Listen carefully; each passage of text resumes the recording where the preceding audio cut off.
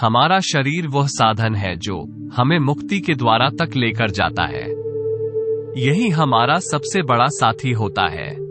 एक स्वस्थ शरीर आपके लिए एक वरदान हो सकता है, लेकिन एक बीमारियों से ग्रस्त शरीर आपके लिए एक शाप होता है।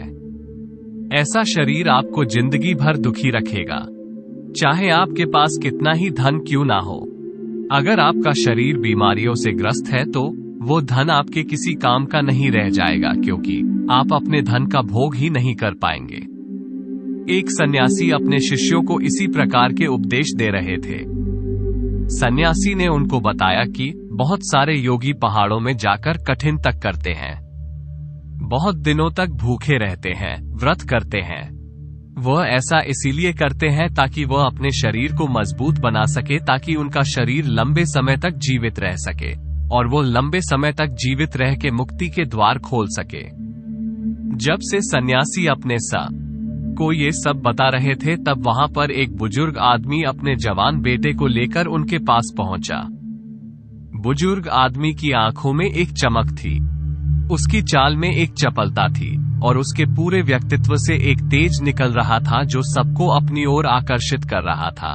लेकिन उसका जवान बेटा उसके बिल्कुल विपरीत था।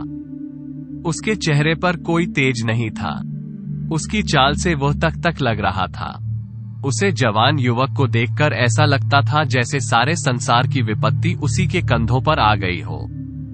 उसमें जवानी की कोई लक्षण दिखाई नहीं दे रहे थे। वह ऐसा प्रतीत हो रहा था जैसे जवानी में ही उसे बुढ़ापा आ गया हो। आश्रम के शिष्यों की तरफ बिना कोई ध्यान दिए वो बुजुर्ग आदमी अपने बेटे को लेकर उसे सन्यासी के पास पहुंच गया। उन्होंने सन्यासी से हाथ जोड़कर याचना की कि आजकल के युवा बच्चों में कोई तेज नहीं बचा है, सब में बुढ़ापा पहले से ही आ गया है। लेकिन अगर मैं अपनी बात करूं तो आज बुढ़ापे में भी मुझे कोई बीमारी नहीं है, मैं बिल्कुल स्वस्थ हूं। लेकिन जब मैं अपने बेटे की तरफ देखता हूं तो मेरा दिल दुखी हो जाता है, क्योंकि यह अपने पिता से पहले ही बूढ़ा होने लग रहा है और एक पिता के लिए इससे ज्यादा दुख की बात क्या हो सकती है।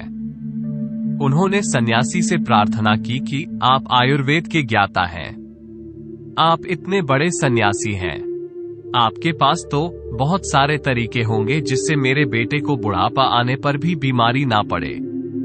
अगर आपके पास ऐसी कोई औषधि है तो आप उसे देने की कृपा करें, जिससे मैं चिंता मुक्त होकर अपना जीवन जी सकूं। सन्यासी ने उसे बुजुर्ग आदमी के युवा बेटे की तरफ देखते हुए कहा कि औषधि तो बीमार आदमी को दी जाती है, लेकिन इस युवक को देखकर ऐसा लगता है कि इसे कोई बीमारी नहीं है, बल्कि इसके खान पान, इसके रहन सहन और इसकी दिनचर्या में थोड़ा बदलाव करने से इसका पूरा जीवन बदल सकता है। असल में इंसान अगर बीमारी आने से पहले ही सतर्क हो जाए तो उसके पास बीमारी नहीं आएगी। लेकिन हम बाद में सतर्क होते हैं जब बीमारियां हमारे शरीर में प्रवेश कर चुकी होती हैं और उसके बाद औषधीय के इलाज के अलावा और कोई तरीका हमारे पास नहीं बचता। लेकिन मैं सबको कहता हूं कि जो भी इंसान अपना स्वस्थ शरीर चाहता है, अच्छा खुशहाली से भरा जीवन जीना चाहता है, उसे अपनी दिनचर्या में कुछ नियम अपनाने होंगे। उसे कुछ भोजन ऐसे खान होंगे जो उसके शरीर के लिए लाभकारी हो, और तीसरा उसे कुछ ऐसे योग सिखाने होंगे जिन्हें वो जीवन भर कर सके। अगर वो सिर्फ इन 3 बिंदुओं को विस्तार से समझ लेता है तो उसका शरीर उसके लिए वरदान साबित हो जाएगा। उसे अपने शरीर की वजह से इस जीवन काल में कभी भी कोई कष्ट नहीं उठाना पड़ेगा। ये 3 बिंदु मैं तुम्हें विस्तार से समझने की कोशिश करता हूं। इन 3 बिंदुओं में सबसे पहले हमारा भोजन आता है। जिस प्रकार का भोजन हमारा शरीर ग्रहण करेगा, उसी प्रकार की वो ऊर्जा पैदा करेगा। अगर हम अपने शरीर में बसी खाना डालेंगे तो वो आलसी से भरा रहेगा, वो हमेशा सुस्त रहेगा। लेकिन वहीं पर अगर हम उसमें ताजा खाना डालेंगे तो हमारा शरीर चुस्ती से भरा रहेगा, उसमें कोई आलसी नहीं रहेगा। सन्यासी ने अपने कथन पर और प्रकाश डालते हुए बताया कि किसी भी देश का भोजन वहां की ऋतुओं और वहां की जलवायु पर निर्भर करता है। ऋतुओं के हिसाब से सर्दी का अलग खाना होता है, गर्मियों का अलग खाना होता है और उसी प्रकार अलग अलग ऋतुओं का अलग अलग खाना होता है। और अगर हम जलवायु की बात करें तो जो लोग समुद्र के किनारे रहते हैं उनका खाना अलग होगा, और जो लोग रेगिस्तान के पास रहते हैं उनका खाना उनसे बिल्कुल अलग होगा, क्योंकि अलग अलग देश में वहाँ की जलवायु के हिसाब से फसल उगाई जाती है, और जो फसल वहाँ पर उगती है उसी के हिसाब से वहाँ पर भोजन तैयार किया जाता है। लेकिन चाहे किसी भी देश या किसी भी जलवायु का भोजन क्यों ना हो, अगर तुम अपने भोजन के साथ कुछ खाद्य पदार्थ और लेते हो तो तुम्हारा शरीर अपने आप चुस्त रहेगा, ऊर्जा से भरा रहेगा। उदाहरण के लिए मैं तुम्हें बताना चाहता हूँ कि खाने के साथ गाय का देसी घी बहुत ही लाभकारी होता है, लेकिन जरूरत से ज्यादा घी खाना भी नुकसानदायक हो सकता है। इसीलिए जब भी आप अपने सुबह या फिर रात्रि का भोजन करें तो उसके साथ 2 से 5 चम्मच देसी घी का सेवन अवश्य करें। इससे आपके शरीर के जोड़ों के अंदर वो घी पहुंचता है जिससे आपके जोड़ उम्र बढ़ने पर भी अच्छी तरह काम करते रहते हैं। तुमने बहुत सारे लोगों को देखा होगा जिनके घुटनों में दर्द रहता है, जिनके हाथ में दर्द रहता है। ये बीमारी तभी होती है जब हमारे शरीर में पर्याप्त मात्रा में तेल नहीं पहुंचता है। तेल यानी कि देसी घी हमारे शरीर के लिए सबसे ज्यादा लाभकारी होता है। इसके अलावा रात के खाने के बाद गाय का दूध अवश्य पिए। गाय का दूध भैंस के दूध से ज्यादा बेहतर होता है, क्योंकि गाय के दूध से हमारा दिमाग तेजी से काम करता है, उसकी कार्य करने की क्षमता बढ़ती है, शरीर में चुस्ती बढ़ती है। सन्यासी ने आगे बताया कि सुबह सुबह तुम्हें भरपेट खाना खाना चाहिए, क्योंकि वो खाना दिन भर काम करने से हजम हो जाता है। लेकिन रात में अगर भरपेट खाना खाया जाता है तो हमारा शरीर नींद में जाने के बाद उसे खाने को अच्छी तरह से हजम नहीं कर पाता, और इसी वजह से कुछ लोगों का पेट सुबह सुबह अच्छे से साफ नहीं हो पाता है, और जब पेट अच्छे से साफ नहीं होता उसी से बहुत सारी बीमारियों का जन्म होता है। इसीलिए रात में हल्का खाना खाएं, और खाने के बाद थोड़ी सी मिठाई अवश्य खाएं, क्योंकि खाने के बाद थोड़ा मीठा खाने से हमारी पाचन क्रिया तेज हो जाती है। उसके बाद हमारा खाना जल्दी हजम हो जाता है। इसके अलावा बासी भोजन कभी ना खाएं।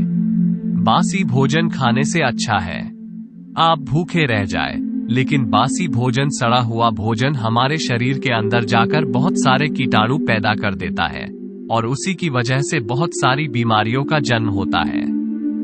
सन्यासी ने सभी शिष्यों को चेतावनी देते हुए कहा कि हफ्ते में कम से कम एक दिन बहुत ही हल्का खाना जरूर खाएं, या हो सके तो व्रत भी धारण कर लें, क्योंकि एक दिन खाना ना खाने से या कम खाना खाने से हमारा कोई ज्यादा नुकसान नहीं होगा, लेकिन फायदा ये होगा कि हमारे पाचन तंत्र को एक दिन के लिए आराम जरूर मिल जाएगा। जो पाचन तंत्र सुबह शाम दिन रात 24 घंटे 365 दिन काम करता रहता है, उसे कम से कम एक दिन सप्ताह में एक दिन काम से काम आराम तो जरूर देना चाहिए, ताकि वह अपना कार्य आसानी से अच्छे से और लंबे समय तक कर सके। भोजन के बाद बात आती है नियमों की। कुछ नियम हमें अपनी दिनचर्या की जिंदगी में जरूर अपने चाहिए, और उसमें से सबसे पहला नियम है समय से खाना। जो लोग समय से भोजन ग्रहण नहीं करते हैं उनके अवचेतन मन के पास कोई स्पष्ट संदेश नहीं पहुंचता है, और इसीलिए उनके अवचेतन मन, उनके पाचन तंत्र के पास एक स्पष्ट संदेश नहीं पहुंचा पता कि इस खाने को पचाने का कार्य करो। और वहीं पर दूसरी तरफ जो लोग समय से भोजन करते हैं वो उनके अवचेतन मन के पास एक स्पष्ट संदेश पहुंचता है कि ये समय खाना खाने के लिए बना है, और इसीलिए उनके अवचेतन मन उनके पाचन तंत्र को पचाने के कार्य में लगा देता है। हम सबको पता है कि हमारा अवचेतन मन स्पष्ट संदेशों में काम करता है। अगर हम उसके पास स्पष्ट संदेश भेजेंगे तो वह हमारे शरीर को ठीक करने में अद्भुत कार्य करेगा। दूसरा नियम जो शरीर को स्वस्थ बनाने के साथ साथ उसे बलशाली भी बनता है, वह है अपने शरीर की अच्छे तेल से मालिश करना। कम से कम सप्ताह में एक बार अपने पूरे शरीर की अच्छे तेल से मालिश जरूर करें। उससे हमारी त्वचा के जितने भी खत्म हो चुके या मरे हुए अणु होते हैं वो त्वचा पर से दूर हट जाते हैं, और हमारी त्वचा में एक नई स्फूर्ति, एक नई ताजगी पैदा होती है, और वह ताजगी हमारा आलस्य खत्म कर देती है। शरीर पर अच्छे तेल की मालिश करने का एक और फायदा होता है, उसे हमारा शरीर कृषक बना रहता है, हमारा शरीर युवा बना रहता है। अगला नियम आपके जीवन से तनाव को पूरी तरह से गायब कर सकता है। इस नियम का जो भी पालन करता है उसके पास बीमारी दूर दूर तक नहीं भटकती। वो नियम है समय से सोना और समय से जगना। आपको यह नियम बाद ही साधारण सा लगा होगा।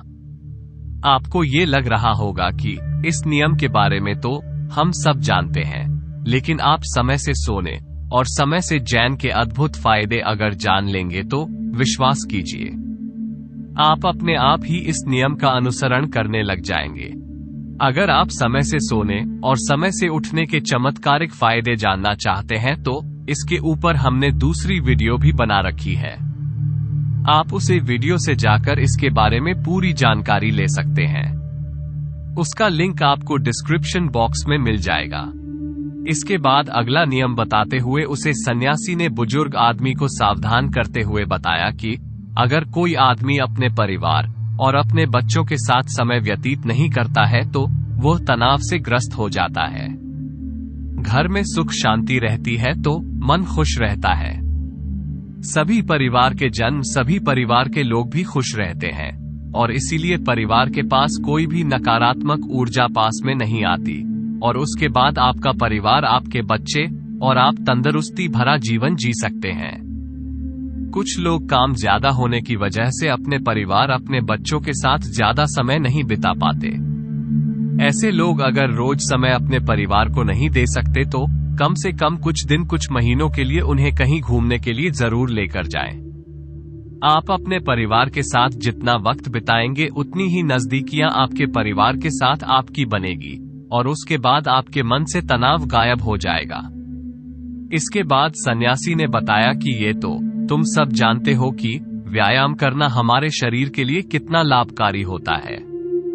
हर एक इंसान को व्यायाम करना चाहिए और उसे समय से व्यायाम करना चाहिए, लेकिन कुछ लोग व्यायाम करने का गलत अर्थ निकाल लेते हैं। व्यायाम उतना ही करो जिससे तुम्हारे शरीर को पीड़ा न पहुंचे। कुछ लोग व्यायाम ज्यादा करने के लिए अपने शरीर को पीड़ा पहुंचते रहते हैं, लेकिन व्यायाम सिर्फ उतना ही होना चाहिए जितना आप सहन कर सकते हैं। अपनी सीमाओं के पार जाना, अपने शरीर को पीड़ा पहुंचाना आपको थका देगा और थमने के बाद आपके अंदर अलसी भर जाएगा और उसके बाद आपका कोई काम करने का मन नहीं करेगा।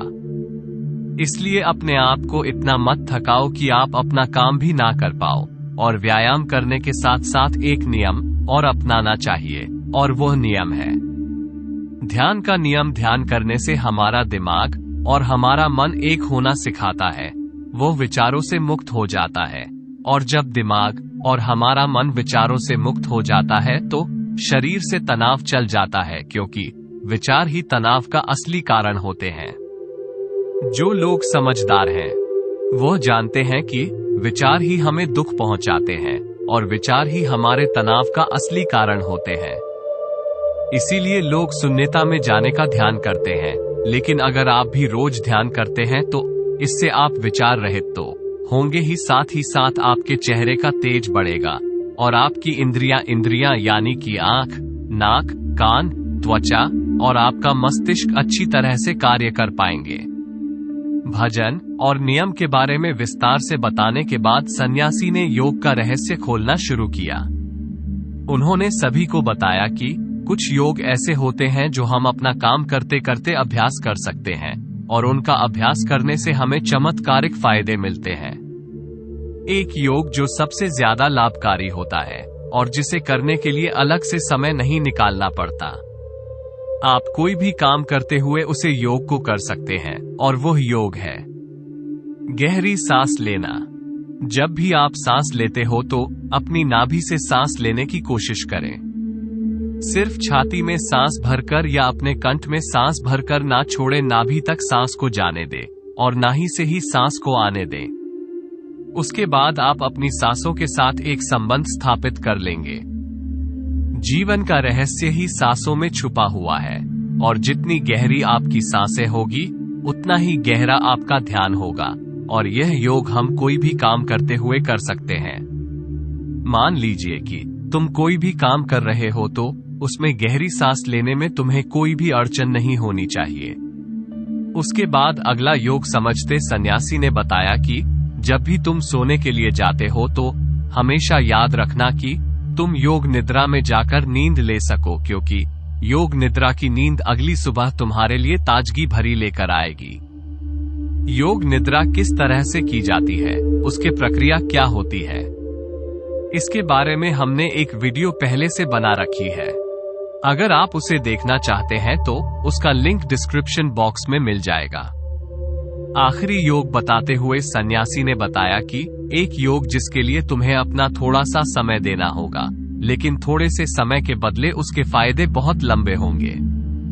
वो योग है अपनी इंद्रियों के लिए योग। तुम्हारी इंद्रियां जो होती है वो जिंदगी भर तुम्हारा साथ निभाती हैं। तुम्हारी आंखें देखने का काम करती हैं, तुम्हारे कान सुनने का काम करते हैं। उसी प्रकार हर एक इंद्रिय अपना कार्य अलग अलग भिन्न भिन्न रूप में करती रहती है। लेकिन समय के साथ साथ जैसे जैसे इंसान की उम्र बढ़ती है, इन इंद्रियों की शक्ति कम होने लग जाती है। इसीलिए इंसान को ऐसे योग करते रहना चाहिए जिससे उनकी इंद्रियां कभी भी कमजोर ना पड़े। उदाहरण के लिए आंखों की शक्ति बढ़ाने के लिए त्राटक ध्यान का प्रयोग किया जा सकता है और कानों की शक्ति बढ़ाने के लिए कानों से सुनने का अभ्यास किया जा सकता है। सिर्फ हमें अपनी अलग अलग इंद्रियों पर अलग अलग समय पर अपना ध्यान केंद्रित करना है। जैसे कि हम खाली बैठे हुए सिर्फ सुनने पर ध्यान लगा रहे हैं, हमारे कानों में हर प्रकार की ध्वनि प्रवेश कर रही है, हमारा पूरा ध्यान सिर्फ सुनने पर लगा हुआ है। इस ज्ञान को सिर्फ कुछ पलों तक करने के बाद आपको खुद ही महसूस हो जाएगा कि वह इंद्रिय आपकी अच्छी तरह से काम करने लग गई है। इसीलिए ये भजन नियम और आखिर में ये योग आपके जीवन को बदल सकते हैं। बुढ़ापे तक आपके पास कोई बीमारी नहीं आएगी। उसके बाद सन्यासी ने सभी को वहां से प्रस्थान करने के लिए कहा और खुद आयुर्वेद की औषधियां बनाने में लीन हो गए। तो दोस्तों, कैसी लगी ये कहानी आपको कमेंट सेक्शन में जरूर बताना, और अच्छी लगी हो तो इस चैनल को सब्सक्राइब करके नोटिफिकेशन बिल को जरूर प्रेस कर देना।